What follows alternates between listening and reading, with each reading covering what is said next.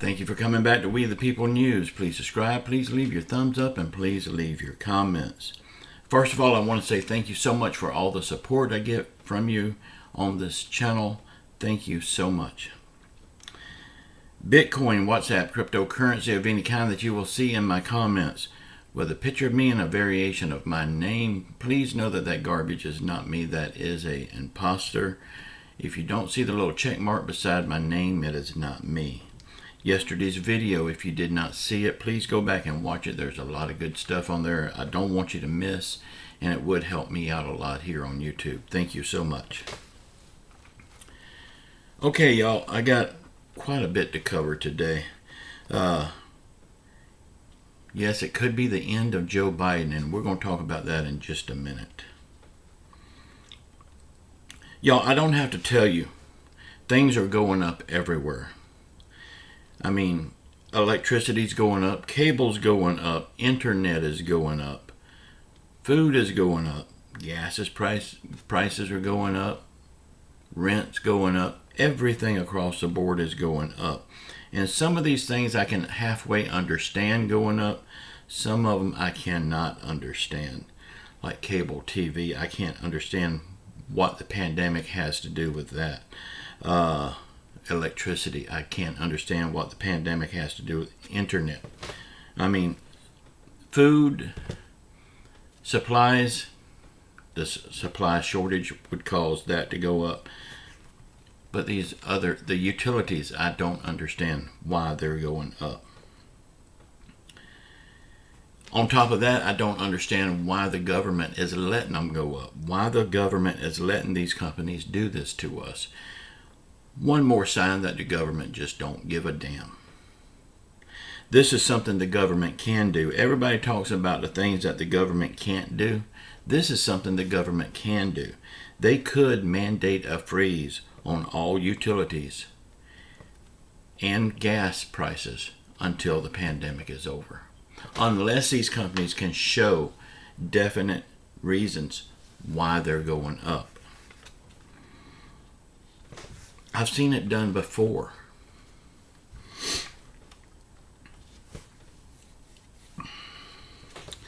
I know it costs more for gas. Heck, everything that is produced costs more. But killing the American people with these high prices is not the answer. And that looks like what they're trying to do. These companies could cut costs just like the American people has to cut costs. They could cut costs by cutting out all of their unnecessary projects, their unnecessary expansions, by cutting out all the time spent in meetings.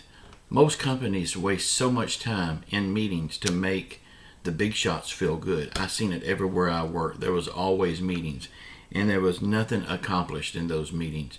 Just, it makes the big shots look better.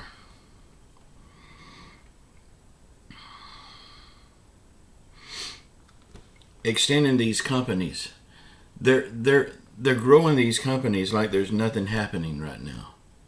They need to trim back, just like the American people has to trim back.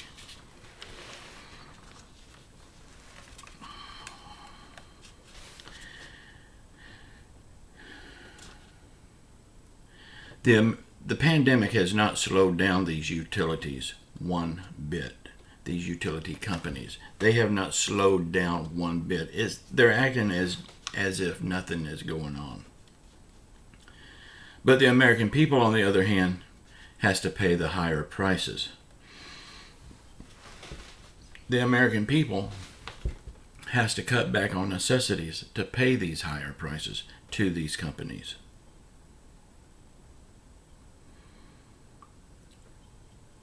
And this government can stop it if they want to.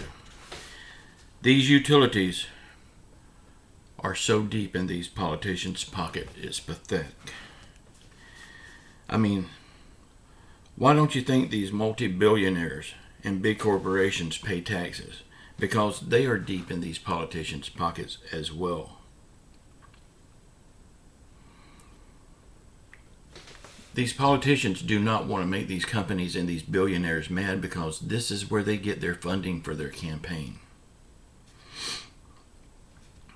And funding for the campaign is not all they get. They get kickbacks, they get dinners, they get golf trips, they get vacations, they get everything. Just like the pharmaceutical rep that everybody knows about.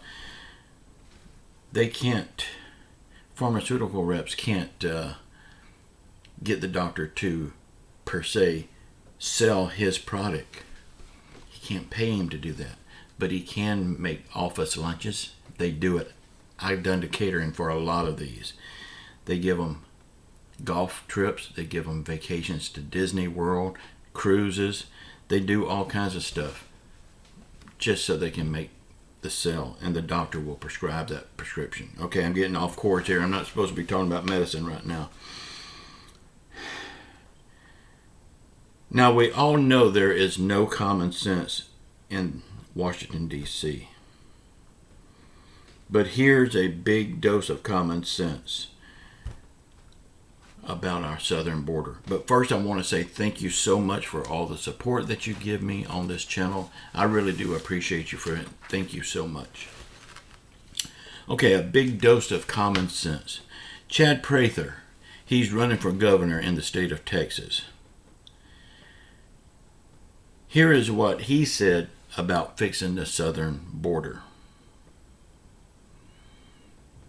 The Rio Grande River. Right now, they have to cross the Rio Grande to get into our country. There is places in the Rio Grande that's deep with water. There is places that's very shallow with water. There is places with no water at all. The Agriculture Department in Texas has the rights to flood the Rio Grande once a year. They have not done it in 5 years. He says, why don't we flood the Rio Grande? You bring the water level up, nobody crosses. Perfect border. That's common sense thinking. That would fix it. You don't even need a border. You don't even need that fence, because the water would stop them. It's common sense. You raise the water table right there. The basin in the Rio Grande is deep enough that they could do this and there would be no way of them getting over. It's also deep enough that they can open commercial traffic through there, creating more jobs and more money for the state of Texas. That's common sense thinking, but we don't have that in Washington. If you've never seen Chad Prather, check him out. He's here on YouTube. He is running for governor in the state of Texas. I sure hope he gets it. I wish that I lived in Texas just long enough to vote for him. Who knows? Maybe in 2028 we will be saying President Chad Prather. A few people likes to tell me, and they like to tell me over and over again, that I'm too negative on my YouTube channel about the lawmakers. I need to be more positive. Okay, to them, I would say, tell me something good that any of these lawmakers has done for the United States citizens. Tell me something they've done good for your pocketbook. Tell me something they've done good for our future. Then I will talk about it. I will be happy to talk about it. I want some good news myself. And I've put this challenge out there several times, and nobody seems to give me any real good things that they've done.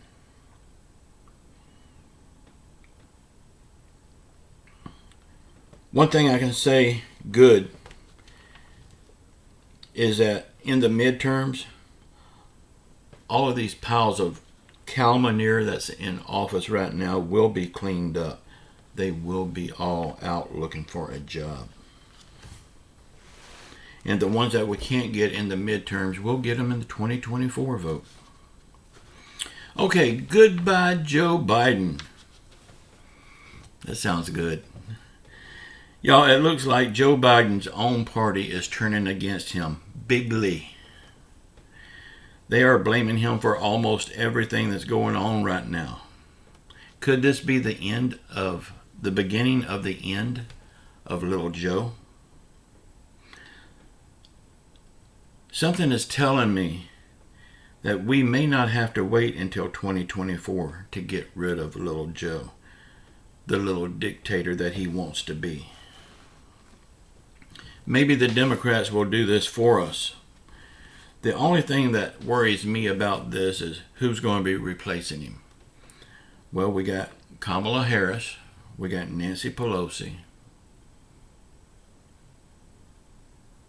Not very good choices. It's almost worth keeping him in office, as bad as that sounds, unless we can get all of them out.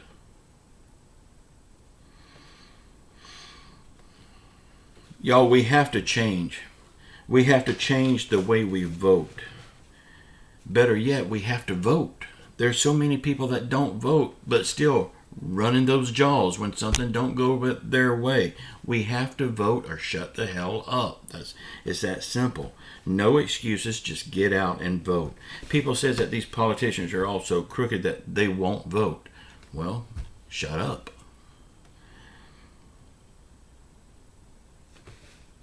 How can you complain about these crooked lawmakers not doing their job when you're not doing your job by getting out and vote? It is your duty as an American citizen to get out and vote. So you want them to do their job? You get out and do your job. Or stay silent when things don't go your way. In November, you're going to have a chance to exercise your right to vote. Exercise your right before it becomes some illegal criminal that crossed our border, before it becomes their right. I love you all. Y'all, please sound off on the comments what you think about all this stuff. Please keep your faith in Jesus Christ.